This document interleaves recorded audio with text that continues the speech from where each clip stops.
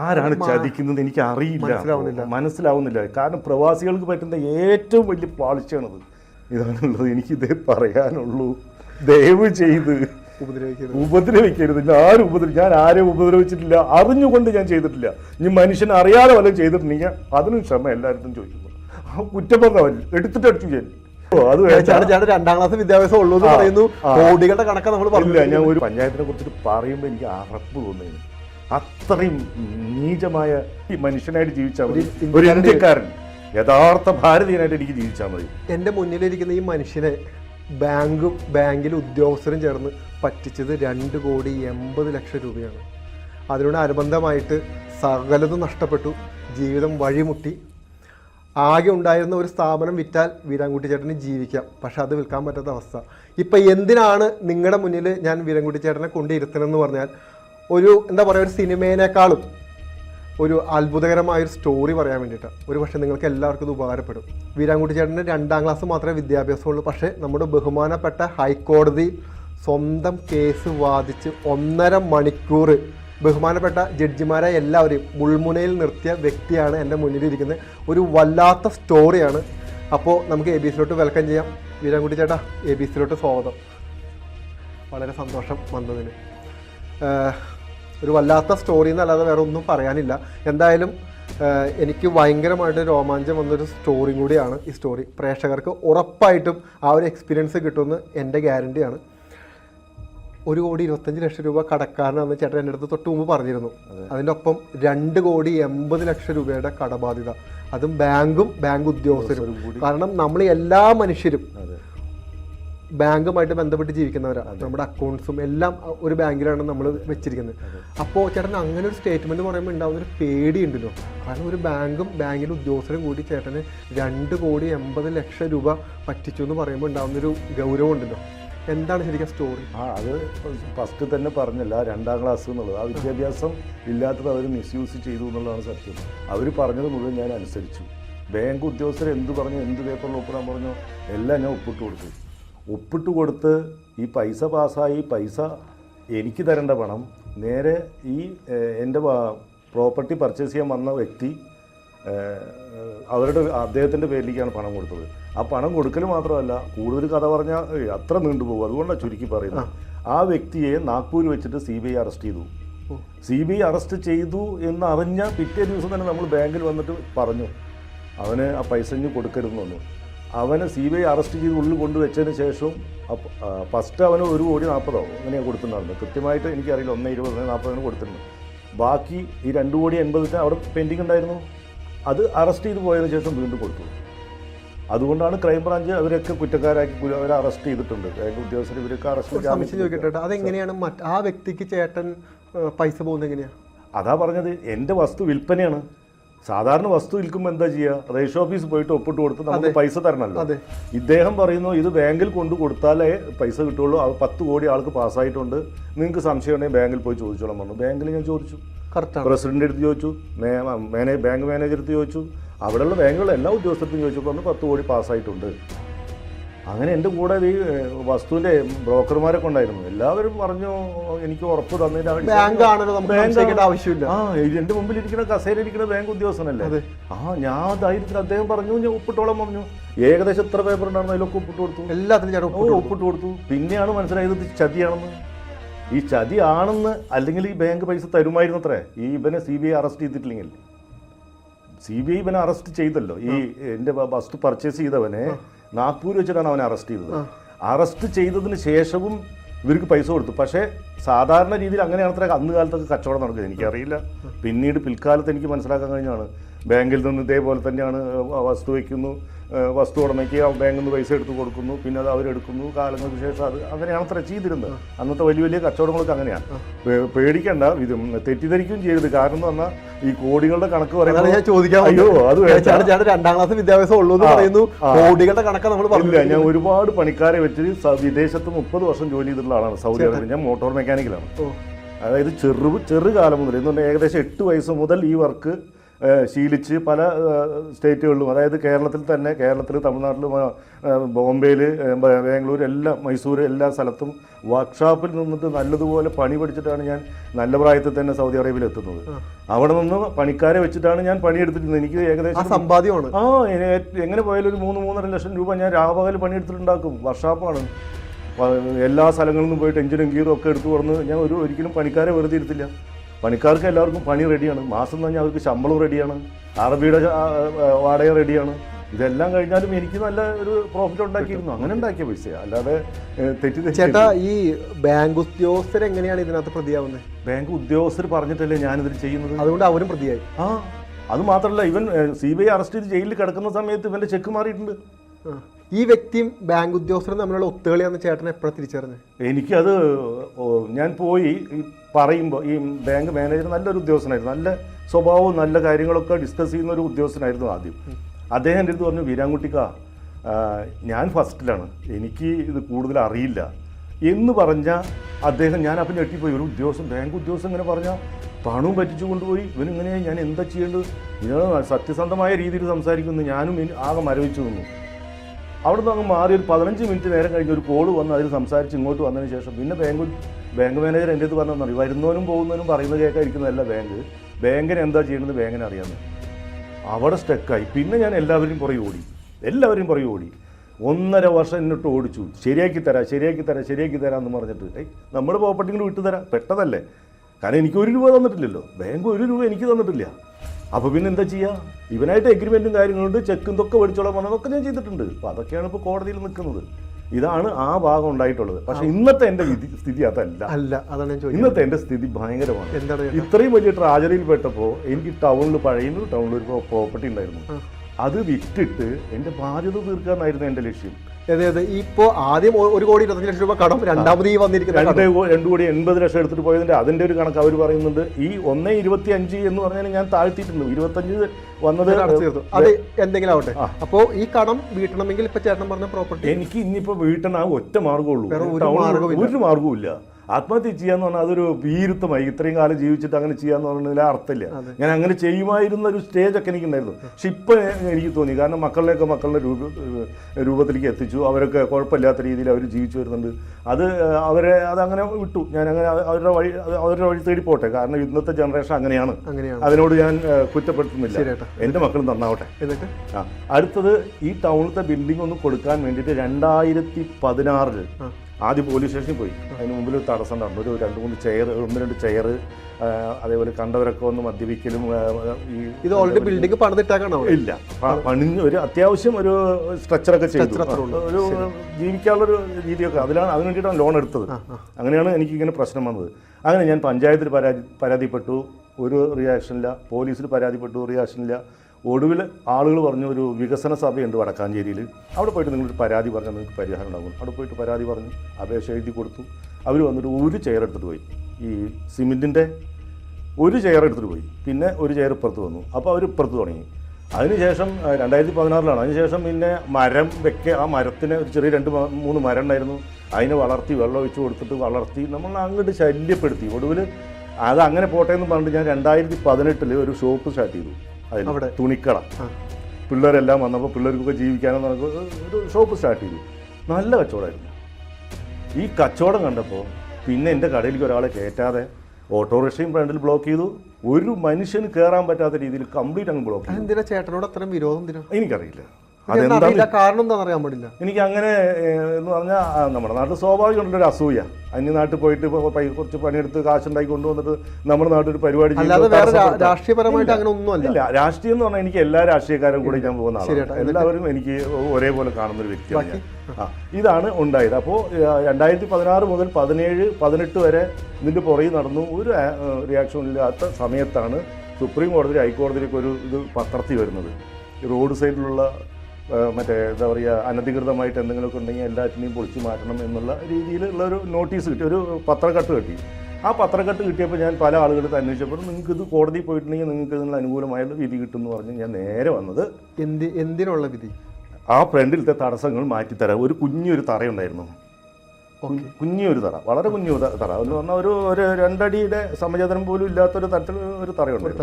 ആ തറയിൽ ഒരു മരം, ഒരു തറ, മൂന്ന് മരം ഉണ്ടായിരുന്നു, കുഞ്ഞു കുഞ്ഞു മരങ്ങൾ. 3 ആ, അതൊക്കെ വെച്ച് വളർത്തിയതാണ്. ഞാൻ സ്ഥലം എടുത്തതിന് ശേഷം ചെയ്ത പണികളാണ്. തറയുണ്ട്. ആ തറയിൽ ആണ് വീണ്ടും വന്നിട്ട് നമ്മുടെ കട ഷോപ്പ് സ്റ്റാർട്ട് ചെയ്തില്ലേ ഈ 2018 ഷോപ്പ് സ്റ്റാർട്ട് ചെയ്ത സമയത്ത് പുതിയൊരു സംഭവം, പാമ്പിന്റെ രൂപത്തിലുള്ള ആ ഒരു സംഭവം ഉണ്ടല്ലോ, കരിങ്കല്ലിനെ പാമ്പിന്റെ രൂപത്തിലുള്ള സാധനം കുറച്ച് വലുതെടുത്ത് അതിന് കൊടുന്നൊരു ജാക്കി ആമറിലൊക്കെ കുറച്ച് കട അവിടെ നടന്നുകൊണ്ടിരിക്കുക. ഞങ്ങൾക്ക് നല്ല കച്ചവടമുണ്ട്. അപ്പോൾ ഞങ്ങൾക്ക് ഞെട്ടിപ്പോയി, ഇത് എന്താ സംഭവം. എല്ലാ ആളുകളും കണ്ട് ക്യാമറ അപ്പുറത്തുണ്ട് കടയുടെ, ഇതൊക്കെ ഇതിലുണ്ട്. ജാക്കി ആമറ കൊടുന്ന് താത്തി അതിൻ്റെ ഉള്ളിട്ട് കുഴിച്ചിട്ടു, അടച്ചു. അപ്പോൾ താഴത്തെ ഒരു കച്ചവടക്കാരുണ്ടായിരുന്നു എൻ്റെ ബിൽഡിങ്ങിന് താഴെ, ഈ തമിഴന്മാർ. ഇത് കഴിഞ്ഞ് പിന്നെ ഇവരുടെ സിസ്റ്റം കഴിഞ്ഞ് പിന്നെ ഡെയിലി രാവിലെ വരിക, ഇത്ര ചന്ദനത്തിരിയും വയ്ക്കും, കുറേ എണ്ണയും കൊണ്ട് ഒഴിച്ച് ഇതൊക്കെ കത്തിക്കും. ഇത് കത്തിക്കുന്ന പോകാൻ മുഴുവൻ എൻ്റെ റൂമും ഇതിന് ബിൽഡിങ്ങിന് വിളിക്കുക. അങ്ങനെ ഒരു 3-4 ദിവസത്തിനുള്ളിൽ കടക്കാരൊക്കെ പോയി. ഒറ്റ പ്രശ്നം എല്ലാവരും പോയി കഴിഞ്ഞപ്പോൾ എന്ന് പറഞ്ഞാൽ എന്തോ രീതിയിലാണ് കാണുന്നത്. അത് കാണാൻ അപ്പോൾ ഞാൻ എന്താണിത് എന്ന് എനിക്കും പെട്ടെന്ന് ഒന്നും മനസ്സിലായില്ല. നിലവിൽ ഇത് ആരുടെ സ്ഥലത്താണ് ചേട്ടൻ പറഞ്ഞ ഈ സാധനം ഇരിക്കുന്നത്? ഒന്ന് പകുതി എൻ്റെ സ്ഥലത്താണ്, പകുതി PWD റോഡിലാണ്. റോഡ് കഴിഞ്ഞാൽ ചേട്ടന്റെ സ്ഥാപനവും മുറ്റമാണ്. അതെ, ഇതിൽ പകുതിയിലാണ് ഇപ്പം ഇരിക്കുന്നത്. മരങ്ങൾ ശരിക്കും പറഞ്ഞാൽ കറക്റ്റായിട്ട് ആ സ്കെച്ച് പ്രകാരം എൻ്റെ സ്ഥലത്താണ്. അത് എനിക്ക് ആദ്യമേ അറിയാം. ശരി. പക്ഷെ ഇത് പറഞ്ഞ് ഈ കോടതിയിലോ എവിടെയെങ്കിലും പോകണമെന്നുണ്ടെങ്കിൽ ഇതിന് രേഖ വേണ്ടേ? ചേട്ടൻ ഇത് അവരോട് പറഞ്ഞില്ലേ നിങ്ങൾ ഇതിനകത്ത് ചെയ്യണമെന്ന്? ആരോട്? വെച്ചോട് ചേട്ടൻ ചോദിച്ചില്ലേ? ഞാൻ അതിന്റെ ഇടയ്ക്ക് എന്ന് പറഞ്ഞാൽ ഈ വോട്ടല്ലേ വിദേശത്ത് കാര്യമായിട്ട് എടുത്തില്ല എന്നുള്ളതാണോ? ഇല്ല, ഞാൻ അതിന് അത്ര ഗൗരവമായി എടുത്തില്ല. കാരണം എല്ലാവരുമായിട്ട് സൗഹൃദം. ഞാൻ ഓട്ടോക്കാരും ഒരാളെയും വെറുപ്പിക്കുക എന്റെ ജീവിതത്തിൽ അതില്ല. ഞാൻ ശത്രുക്കളെ ഉണ്ടാക്കിയിട്ടില്ല. ആരെ ആയാലും എന്നെ എന്തൊക്കെ ദ്രോഹിച്ചാലും ആ ആളായിട്ട് ഞാൻ ഇന്നും സംസാരിക്കാതിരുന്നു. അങ്ങനെ കണക്കൂട്ടി. പക്ഷെ അത് പിന്നീട് എനിക്ക് ഭയങ്കര ബുദ്ധിമുട്ടാണ് ഉണ്ടാവുന്നതെന്ന് എനിക്ക് മനസ്സിലായി. മനസ്സിലായപ്പോൾ ഞാൻ എന്ത് ചെയ്തു, വികസന സമയം കൊണ്ടുകൊടുത്തു. അത് കഴിഞ്ഞിട്ടുള്ള കാര്യം ഞാൻ പറഞ്ഞല്ലോ. എന്തൊക്കെ ബുദ്ധിമുട്ട്? സ്ഥാപനം വിൽക്കാൻ പറ്റാത്തതാണ് ബുദ്ധിമുട്ട്. ഒന്നും ചെയ്യാൻ പറ്റുന്നില്ല. വാടകയ്ക്കും പറ്റില്ല, വിൽക്കാനും പറ്റില്ല. എന്റെ കടയിലുണ്ടായിരുന്ന കച്ചവടം നടത്താൻ ഇവർ ഓട്ടോക്കാരും ഒന്നുമില്ല. അതിനെ ഓട്ടോക്കാരനെ പിന്നെ കോടതിയിൽ വന്നു, ഓട്ടോക്കാരനെ മാറ്റി തന്നു. ഓട്ടോറിക്ഷ അവിടെ നിന്ന് മാറി. ഓട്ടോറിക്ഷ മാറിയെങ്കിലും അവിടെ വരുന്ന ആളുകളെ കുത്തിത്തിരിപ്പ്, മറ്റത് മറിച്ചത്, ഓട്ടോറിക്ഷ മാറ്റിയപ്പോൾ അവർ സ്വാഭാവികമായിട്ട് എൻ്റെ ശത്രുക്കളാവില്ല. അത് പറഞ്ഞിട്ട് കാര്യമില്ല. അപ്പോൾ ഞാൻ കുറേ കണ്ണടച്ചു. എൻ്റെ പ്രോപ്പർട്ടി എടുക്കാൻ വരുന്ന ആളുകളെ വരെ തെറ്റിച്ചു വിട്ടിട്ടുണ്ട് അവിടെ. അതുവരെ എനിക്ക് കൃത്യമായിട്ട്, കാരണം ഞാൻ ഒരാൾ പറയുന്നത് കേട്ടിട്ട്. അപ്പോൾ ആ സമയത്താണ് ചേട്ടന് 2,50,00,000 രൂപ ഈ ബാങ്കിൽ 2016 ആ സമയത്ത് തന്നെയാണ്. ആ സമയത്താണ്. അപ്പോൾ ഇനിയിപ്പോൾ ചേട്ടൻ്റെ മുന്നിലുള്ള വഴി, എൻ്റെ മുന്നിലുള്ള ഒറ്റ വഴിയുള്ളൂ, ഇത് വിൽക്കുക. എൻ്റെ ആ പ്രോപ്പർട്ടി കൊടുക്കണമെങ്കിൽ എൻ്റെ മുമ്പിലത്തെ തടസ്സം മാറണം. തടസ്സം ഉള്ളിടത്തോളം കാലം ആ ബിൽഡിംഗ് എടുക്കാൻ ഒരാൾ വരില്ല. വന്നവരൊക്കെ പോയി.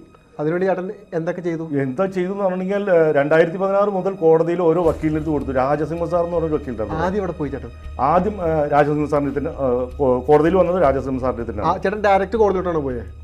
പഞ്ചായത്തിലൊന്നും പോയില്ല? ഇല്ല, പഞ്ചായത്തിൽ പോയി, വില്ലേജിൽ പോയി, പോലീസിൽ പോയി, താലൂക്കിൽ പോയി, കളക്ടറേറ്റിൽ പോയി. ഇതിൽ കയറി ഇറങ്ങൽ തന്നെയായിരുന്നു പണി. 2 കൊല്ലം. ഇവര് പറയുന്നത് അവസാനം വന്ന് നിങ്ങൾ കോടതിയിൽ നിന്ന് ഒരു ഓർഡർ മേടിച്ചിട്ട് പോവാ. അതാണ് അവിടെ ലാസ്റ്റ് വാക്ക്. അവസാനം 2 വർഷം കയറി ഇറങ്ങിയിട്ട് അവർ പറഞ്ഞതാണ് കോടതി പോയൊരു ഓർഡർ മേടിച്ചിട്ട് പോവാ. ഞങ്ങൾക്കല്ലാതെ ഞങ്ങളിപ്പോൾ എന്താ ചെയ്യാൻ പറ്റുക? ആ സമയത്താണ് ഈ പരസ്യം വരുന്നത്, ഈ പേപ്പറിൽ ഇത് വരുന്നത്. അനധികൃതമായിട്ട് റോഡ് സൈഡിലുള്ളത് ഹൈക്കോടതിയുടെ ഉത്തരവ് വരുന്നത്. ഇതെനിക്ക് പല ആളുകളും കാണിച്ചു തന്നു. അതിൻ്റെ ഭാഗമായിട്ട് അതും തൂക്കി പിടിച്ചിട്ടാണ് ഞാൻ ഇവിടെ വരുന്നത്. അപ്പോൾ സാറ് പറഞ്ഞു, ഒരുപാട് കാര്യങ്ങൾ പറഞ്ഞു. അതൊക്കെ ഉണ്ടാക്കാൻ ഒരുപാട് സമയം പിടിച്ചു. എല്ലാം ഉണ്ടാക്കി കൊണ്ടുകൊടുത്തു. സാറ് ഓട്ടോറിക്ഷ മാറ്റി തന്നു. മരത്തിൻ്റെ അവിടെ എത്തിയപ്പോൾ പ്രശ്നമായി. പിന്നെ ഈ തറ മാറ്റുന്നതിനെ കുറിച്ചിട്ട് വേറെ പ്രശ്നമായി.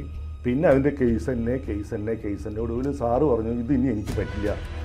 ഡീറ്റെയിൽ ആയിട്ട് പറയാം. കേസ് എന്ന് പറഞ്ഞാൽ ഇത് ഓരോ പ്രാവശ്യം കേസ് ഡേറ്റ് വെക്കും, വരും. ഇന്ന ഡേറ്റിന് കേസ് എന്ന് പറയും, വരും. അത് മാറ്റി വെക്കും. കോടതിയുടെ വിധി വരുമ്പോൾ എന്ത് ചെയ്യപ്പോ? വിധി വന്നില്ലേ? അപ്പോഴൊന്നും വിധി വന്നില്ല. വന്നിട്ടില്ലല്ലേ? ഒടുവിൽ രാജസിംഹൻ സാർ പറഞ്ഞു, ഇവരിത് നേർവഴി. ഒരു വക്കീൽ, എൻ്റെ വക്കീൽ, ഹൈക്കോടതി വക്കീൽ. ഞാൻ എൻ്റെ സങ്കടവും സാക്ഷിയും അദ്ദേഹത്തിന് പറഞ്ഞു. അദ്ദേഹത്തിന് അത് ബോധ്യമായതിന്റെ ഭാഗമായിട്ടാണ് അദ്ദേഹം ഇത് എടുത്തത്. സാധാരണ മറ്റുള്ളവരത്തൊക്കെ പോയി ഒരുപാട് പൈസ കൊടുക്കാൻ എൻ്റെ കയ്യിലില്ല. എൻ്റെ അവസ്ഥയും ഞാൻ പറഞ്ഞപ്പോൾ ആൾക്കത് മനസ്സിലാവുകയും ചെയ്തു. മനസ്സിലായതിൻ്റെ പേരിലാണ് എന്നെ സഹായിച്ചതും. എന്നിട്ട് എന്തുണ്ടായി, പിന്നെയാണ് പ്രശ്നം. സാറ് ഒടുവിൽ പറഞ്ഞു, ഈ വീരാൻകുട്ടി ഇത് ഇവർ നേർവഴിയില്ല, അവർക്ക് എന്തോ ഒരു തെറ്റായ ചിന്തയുണ്ട്. ഈ പേരാണ് പ്രശ്നം തോന്നുന്നു. അപ്പൊ ചേട്ടൻ ഇതിപ്പോ എത്ര വർഷമായി ടോട്ടലി ഇതൊന്ന് പൊളിച്ച് കളയണമെന്ന് പറഞ്ഞു നടക്കുന്നു? 16 തൊട്ട് 24 വരെ ചേട്ടൻ ഇതിന്റെ പുറകെ തന്നെയാണ്. ഇതിന്റെ പുറകിൽ തന്നെയാണ്. ഈ 16 മുതൽ 2024 വരെയും ഈ ഒരു കേസിന്റെ പുറകിൽ തന്നെയാണ്. അത് വിട്ടിട്ട് വേറൊരു വക്കീലിനെ ഏൽപ്പിച്ചു, അത് കഴിഞ്ഞിട്ട് വേറൊരു വക്കീലിനെ ഏൽപ്പിച്ചു. ഈ വക്കീൽമാരെ മാറ്റി മാറ്റി അവരുടെ അടുത്തൊക്കെ എന്നെ സഹായിക്കാൻ അവിടെ വേറെ പല ആളുകളുടെ അടുത്ത് ഞാൻ പോയിട്ട് സഹായം അഭ്യർത്ഥിച്ചിട്ടാണ് അവിടേക്ക് എത്തിയത്. ഒടുവിൽ ഞാൻ സാറിൻ്റെ അടുത്ത് തന്നെ വന്നു. ആയിരത്ത് ഈ രാജസിംഹ സാറിന് ആദ്യം കൊടുത്ത രാജസിംഹ സാറിന് വന്നിട്ട് സത്യത്തിൽ കരഞ്ഞു പറഞ്ഞു കാര്യങ്ങൾ. എന്നിട്ടാണ് ആൾ ഫയൽ മേടിച്ചത്. ഫയൽ മേടിച്ച് ആൾ പോയി 1, 2, 3 പ്രാവശ്യം കഴിഞ്ഞിട്ട് വീണ്ടും ആൾ അതേ പറഞ്ഞു, നിങ്ങളുടെ പേരാ പ്രശ്നം. ഇതിന് നീതി 100% അല്ല 1000% നീതിയുള്ളൊരു കേസാണിത്. അങ്ങനെ പറയാൻ കാരണം അങ്ങനെ പറയാൻ കാരണം എന്ന് പറഞ്ഞാൽ എന്തോ കോടതിയിൽ അഡ്വക്കേറ്റ് നടക്കുന്നില്ല എന്ന് പറയുമ്പോൾ അതിനുള്ള അപകടം അത് ഭയങ്കര ആൾക്കും ഭയങ്കര ടെൻഷനായി. എന്നിട്ട് അദ്ദേഹം പറഞ്ഞു, നിങ്ങൾ സുപ്രീം കോടതി പോ. ഞാൻ പറഞ്ഞു, സാറേ എന്താ പറയുന്നത്, എനിക്ക് അതിന് പറ്റുമോ, എൻ്റെ സാഹചര്യം സാറിന് അറിയില്ലേ, എങ്കിൽ നിങ്ങൾ സ്വന്തമായിട്ട് വാദിച്ചോ. ഒറ്റ ഡയലോഗാ, നിങ്ങൾ പറയാതെ നിങ്ങൾ പറഞ്ഞോ. ഞാൻ പറഞ്ഞു, ഞാൻ പറയാം. അങ്ങനെ ഉച്ചയ്ക്ക് വക്കീല് പറഞ്ഞിട്ട് ഏക്കുന്നില്ല. ഇല്ലില്ല, ഒടുവിൽ അവിടെ നിന്ന് പറഞ്ഞു, എൻ്റെ അടുത്ത് പറഞ്ഞു, നിങ്ങൾ പറഞ്ഞോ, നിങ്ങൾക്ക് പറയാതെ നിങ്ങൾ പറഞ്ഞോ. തമാശ പോലെ പറഞ്ഞാണ്. തമാശ പോലെയല്ല, എനിക്ക് സത്യത്തിൽ ഇത് എന്താണ് ഈ കോടതി ഇത് സംഭവത്തിൽ നമുക്ക് പറയാൻ പാടുമോ, അതിന് മുമ്പിൽ കയറാൻ പാടുമോ, സാധാരണക്കാരനല്ലോ, അത് എനിക്കൊന്നും അറിയില്ല. പക്ഷേ പിന്നീട് എനിക്ക് മനസ്സിലായി ഇത് പറയാം, നമുക്ക് പറയാൻ പറ്റില്ല. പിന്നെ എവിടെ നിന്ന് നീതി കിട്ടുക? നീതിപീഠത്തിന് മുമ്പിലല്ലാതെ നമ്മൾ എവിടെ പറയുക? ഇനി അല്ലാതെ വേറൊരു സ്ഥലമില്ല.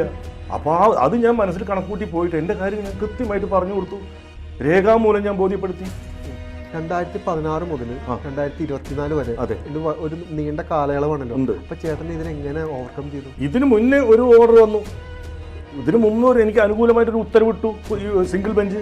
ഈ സിംഗിൾ ബെഞ്ച് ഇട്ട ഉത്തരവ് ഏകദേശം 9-11 മാസത്തോളം അവിടെ ഒരു സബ് കളക്ടർ ഉണ്ട്, അരിച്ചു പെറുക്കി ആ പഞ്ചായത്തിൽ താലൂക്കിലുള്ള മുഴുവൻ ഉദ്യോഗസ്ഥരും തലപ്പള്ളി തഹസിൽദാറിനെ, പോലീസ് ഉദ്യോഗസ്ഥരെ, വില്ലേജുകാരെ, താലൂക്കിൽ എല്ലാവരെയും വിളിച്ചു വരുത്തിയിട്ട് ഏകദേശം അവർക്കൊക്കെ അവരുടെ മുഴുവൻ ആളുകളെ എന്നെ ശത്രുക്കളാക്കി. എന്താ കാരണം? എപ്പോൾ നോക്കിയാലും എൻ്റെ ഈ ഒരു ചെറിയൊരു കാര്യത്തിന് ഈ ഉദ്യോഗസ്ഥരെ മുഴുവനും വിളിച്ചു വരുത്തി ഒടുവിൽ അദ്ദേഹം അതിന് അരിച്ചു പെറുക്കിയിട്ട് ഒരു സബ് കളക്ടർ ഉണ്ടായിരുന്നു, അരിച്ചു പെറുക്കി ആൾക്കും ഭ്രാന്ത് പിടിക്കാൻ തുടങ്ങി. ഒടുവിൽ കൃത്യമായ ഒരു ഓർഡർ ഇട്ടു. ആ ഓർഡർ പ്രകാരം ഇത്ര ദിവസത്തിനുള്ളിൽ അത് അവിടെ നിന്ന് മാറ്റണം എന്ന് ഉത്തരവ് വന്നു. അത് PW വിചാരിച്ച തീരാവുന്ന വിഷയമല്ലോ. 5 മിനിറ്റ് നേരത്തെ പണിയുള്ളൂ, 5 മിനിറ്റ് നേരത്തെ പണിയുള്ളൂ. അതിന് വീണ്ടും അവർ പഴുപ്പിച്ച് എന്തോ ആക്കുക. അതിന് പുറകിൽ ഒരാളുള്ളത് അത് അവിടെ ഉള്ളവരായിട്ട് എനിക്ക് തോന്നുന്നില്ല. അത് ഇവിടുന്ന് എറണാകുളത്ത് നിന്ന് എന്തൊരു സംഭവമായിട്ട് ഈ കോടതിയിൽ നിന്ന് അല്ലെങ്കിൽ ഇങ്ങനെ ഒരു ഒറ്റ ഉത്തരവിട്ടാൽ മതി. ഹൈക്കോടതി ഒറ്റ ഉത്തരവിട്ടാൽ മതി. അതായത് എടുത്തിട്ട് മറ്റേ ഒരു പോലീസിന്റെ അധികാരത്തോട് കൂടിയിട്ട് അതൊന്ന് മാറ്റാൻ പറഞ്ഞാൽ അത് മാറ്റാനുള്ളൂ. അതല്ലെങ്കിൽ അപ്പുറത്തുണ്ട് അമ്പലമുണ്ട്, അവിടെ കൊണ്ട് വയ്ക്കുക, ഇപ്പുറത്ത് വയ്ക്കുക, ഒരു പ്രശ്നമുള്ളതല്ല. ഞാൻ അങ്ങനെ തന്നെ പറഞ്ഞിട്ടുള്ളൂ. പൊളിക്കുക എന്നുള്ളൊരു വാക്ക് ഞാൻ ഉച്ചരിച്ചില്ല. അതവിടെ നിന്ന് നീക്കി തന്നാൽ മതി. ഇതേ എൻ്റെ ആവശ്യമുള്ളൂ. അങ്ങനെ ഒരു നിർവധിയില്ലാതായപ്പോഴാണ് അവസാന ഘട്ടത്തിലേക്ക് രണ്ടാമത്തെ രാജസിംഹ സാർ പിന്നെയും പോയിട്ട് ഞാൻ കരഞ്ഞു. രാജസിംഹ സാറത്ത് വീണ്ടും പറഞ്ഞപ്പോഴാണ് ഈ ഒരു രീതിയിൽ സാറ് സംസാരിക്കുന്നത്. നിങ്ങൾ പോയിട്ട് നിങ്ങളുടെ പ്രശ്നങ്ങൾ നിങ്ങൾ വാദിച്ചോ, എന്നെക്കൊണ്ടും പറ്റില്ല. ഇപ്പോൾ എല്ലാ വക്കീലുമാരും കൈ ഒഴിഞ്ഞു. ഇനി നിങ്ങൾക്ക് 2 ഓപ്ഷൻ ഉണ്ട്. നിങ്ങൾക്ക് പറയാൻ പറ്റുമെങ്കിൽ നിങ്ങൾ പറഞ്ഞോ. ഞാൻ പറഞ്ഞു, എനിക്ക് പറയാൻ പറ്റും സാറേ, എൻ്റെ വിഷയങ്ങൾ എനിക്കല്ലാതെ വേറെ ആർക്കാ പറയാൻ പറ്റുക? സാറ് ഉച്ചയ്ക്ക് അവിടെ പോയിട്ട് എഴുതി കൊടുത്തതിന് ശേഷം ഞാൻ എനിക്ക് സമയം തന്നു, ഞാൻ പോയി. ചേട്ടൻ ഒറ്റയ്ക്കായിരുന്നു? ഒറ്റയ്ക്ക്. എൻ്റെ സുഹൃത്തുണ്ടായിരുന്നു, മധു എന്ന് പറഞ്ഞൊരു സുഹൃത്തുണ്ടായിരുന്നു. എല്ലാ കാര്യത്തിനും എൻ്റെ കൂടെ വരുന്ന ആളാണ്. ഞങ്ങൾ അങ്ങനെ ഒരു ബന്ധമുണ്ട് ഞങ്ങൾ തമ്മിൽ. ആളും ഉണ്ടായിരുന്നു, ആൾ പുറകിലിരുന്നു. ഞാൻ കയറി എൻ്റെ കാര്യങ്ങൾ കൃത്യമായിട്ടാണ് പറഞ്ഞു, ചോദിച്ചതിനൊക്കെ മറുപടി പറഞ്ഞു. ഞാനൊന്ന് വിശദീകരിച്ച് പറയാമോ ശരിക്കും അവിടെ സംഭവിച്ചിരുന്നു? ചേട്ടൻ കയറി ചെല്ലുമ്പോൾ തൊട്ടുള്ളത് കയറി ചെന്ന വഴിക്ക് ഞാൻ അതിന് മുമ്പിൽ കയറി നിന്നു, ഏറ്റവും ഫ്രണ്ടിൽ പോയി നിന്നു.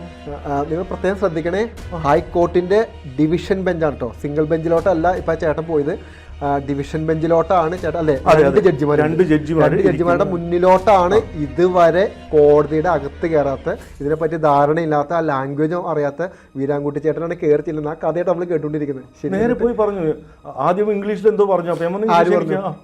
ജഡ്ജി ഇംഗ്ലീഷിൽ പറഞ്ഞു. അതേപോലെ വക്കീലുമാരുണ്ട്, ഇതിനെ എതിർക്കുന്ന കുറെ വക്കീലുമാരുണ്ട്. ചേട്ടൻ വക്കീലില്ല? ഇല്ല, എനിക്ക് ഞാൻ തന്നെ ഉള്ളൂ. അവർക്കാണ് വക്കീൽ. എനിക്ക് എതിരെ വാദിക്കുന്ന വക്കീലുമാർ വേറെ ഉണ്ട്. അപ്പൊ അവരിങ്ങനെ ഓരോ ചരിത്രങ്ങൾ ഇങ്ങനെ പറയുന്നുണ്ട്. അപ്പൊ നമ്മൾ ചരിത്രം അത് ഇംഗ്ലീഷിലൊക്കെ പറയുമ്പോൾ ഇംഗ്ലീഷ് വേണ്ട, മലയാളത്തിൽ പറഞ്ഞാൽ മതി. അങ്ങനെ ഇംഗ്ലീഷ് വേണ്ട, എനിക്കറിയില്ല, മലയാളത്തിൽ പറയണമെന്ന് ജഡ്ജി പറഞ്ഞു. അവർക്ക് മലയാളത്തിൽ പറയാമെന്നു. അതിനുശേഷം മലയാളം മാത്രമാണ് പറഞ്ഞത്. ആദ്യം കുറച്ച് തപ്പലൊക്കെ ഉണ്ടായി അവർക്ക്, പിന്നെ മലയാളം സംസാരിച്ചു തുടങ്ങി. അപ്പോൾ സംസാരിച്ച് തുടങ്ങിയപ്പോൾ ഞാനൊരു ചോദ്യം അവർക്ക് ചോദിച്ചു. എൻ്റെ വസ്തു, എൻ്റെ ബിൽഡിങ്ങിൻ്റെ മുമ്പിൽ ഒരു തടസ്സമുണ്ട്, ആ സാധനവും ദേവസ്വം ബോർഡുമായിട്ട് എന്തെങ്കിലും ബന്ധം തെളിയിക്കുന്ന ഒരു രേഖ നിങ്ങളോട് വെച്ചാൽ എൻ്റെ ബിൽഡിങ് നിങ്ങൾ എടുത്തോ പറഞ്ഞു. ഇത്ര തന്നെ പറഞ്ഞോളൂ. അവരെന്താ അവരുടെ വാദം എന്താ ശരിക്കും? അവരുടെയാ 1975 റോഡ് സൈഡിൽ നിൽക്കുന്ന ഭണ്ഡാരും മറ്റു കാര്യങ്ങൾക്കൊക്കെ ദേവസ്വത്തിന് അധികാരമുണ്ടെന്നുള്ളൊരു കഥയും കൊണ്ട് വരാം. അപ്പം നമ്മൾ 100 വർഷത്തെ പഴക്കമുള്ള ആധാരം എന്തെങ്കിലുണ്ട്, അടിയാധാരമുണ്ട്. ജഡ്ജി ചോദിച്ചു, ഇനി വേറെ വല്ലതും പറയാനുണ്ടോ ചോദിച്ചു. ബഹുമാനപ്പെട്ട ജഡ്ജി ചോദിച്ചു, ഇല്ല പറഞ്ഞു. അപ്പോൾ അവിടെ ഇരുന്നോളം വന്നു. അവരൊക്കെ അവിടെ ഇരുന്നു. പിന്നെ ഇപ്പുറത്തുനിന്ന് ഒരാൾ വന്നിട്ട് എന്തോ ഒരു വേറൊരു രേഖയും കൊണ്ട് വന്നു. അപ്പോൾ അത് ഒരു രേഖയിലും ഞാൻ അതിന് ശേഷം ഈ സബ് കളക്ടറിൻ്റെ ഉത്തരവിന് ശേഷം ഒരു പേപ്പറിൽ ഞാൻ ഒപ്പിട്ടിട്ടില്ല. അതിന് ശേഷം ഒരു കേസ് ഉണ്ടെന്ന് പറഞ്ഞൊരു സംഭവമാണ് കാണിച്ചത്. ഞാൻ പറഞ്ഞത് എൻ്റെ അല്ല പറഞ്ഞു. എന്തോ പറഞ്ഞാൽ വേറെ എണ്ണത്തിൻ്റെ ഒരു കമ്മീഷൻ വേറെ എണ്ണം ഒരു ഇതും പൊക്കി പിടിച്ചിട്ട് വന്നു. അപ്പോൾ ഞാൻ ഒപ്പിട്ട് കൊടുത്താൽ പറഞ്ഞു ജഡ്ജി. അപ്പോൾ ഞാൻ പറഞ്ഞു ഞാൻ ഒപ്പിട്ടിട്ടില്ല, ഇങ്ങനൊരു പേപ്പറിൽ ഞാൻ ഒപ്പിട്ടിട്ടില്ല. ഈ പറഞ്ഞ സബ് കളക്ടർ ആദ്യത്തെ ജഡ്ജിയുടെ ഒരു ഉത്തരവിൽ സബ് കളക്ടർ ഓർഡർ ഇട്ടതിന് ശേഷം ഒരു പേപ്പറിൽ ഞാൻ എവിടെ ഒപ്പിട്ടില്ല. അതിന് ശേഷം ഒപ്പിട്ടിട്ടുള്ളതാണത്. അപ്പോൾ അതെന്തോ ഫേക്കാണ്, അതും തള്ളിക്കാണും. എന്നിട്ട് ആൾ പറഞ്ഞു ഒരു 6 മാസത്തിനുള്ളിൽ ബഹുമാനപ്പെട്ട കോടതി പറഞ്ഞു 6 മാസം സാർ 6 മാസം തരാൻ പറ്റില്ല പറഞ്ഞു. ഞാൻ 6 കൊല്ലം നടന്നിട്ട് 7ാമത്തെ കൊല്ലമാണ്. 6 ദിവസം പോലും തരാൻ പറ്റാത്തൊരു കേസാണ്. എൻ്റെ അവസ്ഥ മോശമാണ്, ഇതിനൊരു പരിഹാരം ഉണ്ടാക്കി തരണം എന്ന് പറഞ്ഞപ്പോൾ ഇപ്പോൾ ഇലക്ഷൻ വരികയല്ലേ, അത് കഴിഞ്ഞിട്ട് ജഡ്ജി അദ്ദേഹം പറഞ്ഞു ഇലക്ഷൻ വരിക അത് കഴിഞ്ഞിട്ട്. അപ്പോൾ കലക്ടർക്കൊക്കെ ഭയങ്കര തിരക്കാവുന്നുള്ളൂ. ഈ രണ്ട് ജഡ്ജിമാർ പറയുന്നതിൻ്റെ അപ്പുറത്ത് കലക്ടർക്ക് എന്താ ഉള്ളതെന്ന് ചോദിച്ചു. എന്താ ഈ പറയുന്നത്? അങ്ങനെ ചോദിച്ചു. ഈ ഇരിക്കുന്ന വലിയ 2 ജഡ്ജിമാരുടെ അവരൊരു വാക്ക് പറഞ്ഞാൽ അത് കേൾക്കാനല്ലേ താഴെത്തട്ടിലിരിക്കുന്ന കലക്ടറൊക്കെ ആ ഒരു വാക്ക് പറഞ്ഞാൽ പോരെ. അങ്ങനെയല്ല, അതിന് കുറച്ച് പ്രൊസീജിയർ ഉണ്ട് തോന്നുന്നു, ആയിക്കോട്ടെ എന്ന് പറഞ്ഞു. എത്രയും പെട്ടെന്ന് വൈകാതെ തന്നെ വല്ല ഉത്തരവും. മലയാളത്തിലാണോ പറഞ്ഞത്? മലയാളത്തിൽ 2 ജഡ്ജിമാരും മലയാളത്തിൽ തന്നെ പറഞ്ഞു. ചേട്ടൻ ജഡ്ജിമാരോട് പറഞ്ഞു നിങ്ങൾ മലയാളത്തിൽ സംസാരിക്കും പറഞ്ഞു.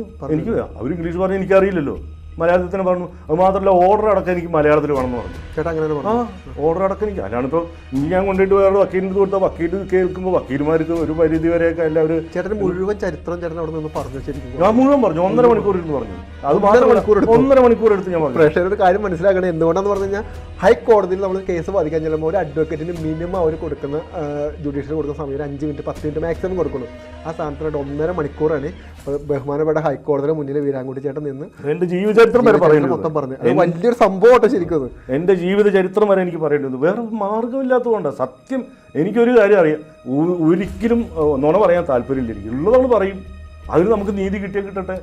ഇവിടെ നിന്ന് നീതി കിട്ടിയില്ലെങ്കിൽ എന്ത് സംഭവിക്കുന്നത് ചേട്ടൻ പറഞ്ഞു. ശരി, ഇനി നീതി കിട്ടിയിട്ടില്ലെങ്കിൽ എന്തെങ്കിലും എനിക്ക് നീതി കിട്ടിയേ പറ്റും. എനിക്ക് അത്രേ ഉള്ളൂ. എനിക്ക് നീതി കിട്ടുന്നൊരു വിശ്വാസമുണ്ട് ഇപ്പോഴും ഈ ഹൈക്കോടതിയിലെ ഈ 2 ബെഞ്ചിനെ ഞാൻ വിശ്വസിക്കുന്നു.